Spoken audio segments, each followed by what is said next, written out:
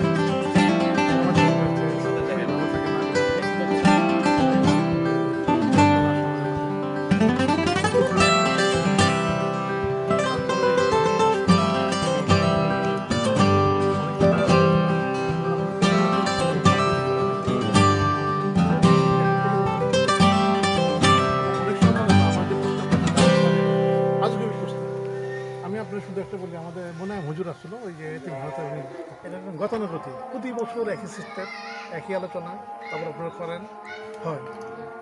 আমি চাইছি এটা একটা পারমানেন্ট কোনো কিছু করতে।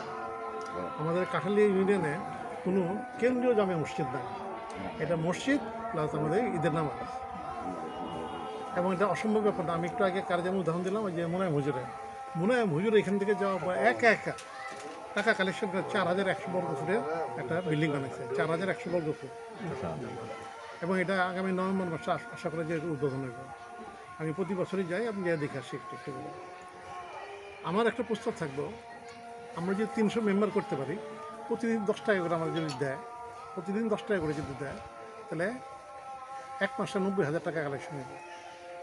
300 লোক এখানে যে বাজার যারা আছে তাদেরকে নিলে, আমরা তো 30 জন আছি, আমরা 2 জন আছি, এবং আমি আপনাদের এইটুকু বলতে পারি, একটা লিফটের আমরা একটা প্রভিশন রাখবো। পুরা লোকরা যদি বুঝতে না পারে লিফটে প্রভিশন থাকবে।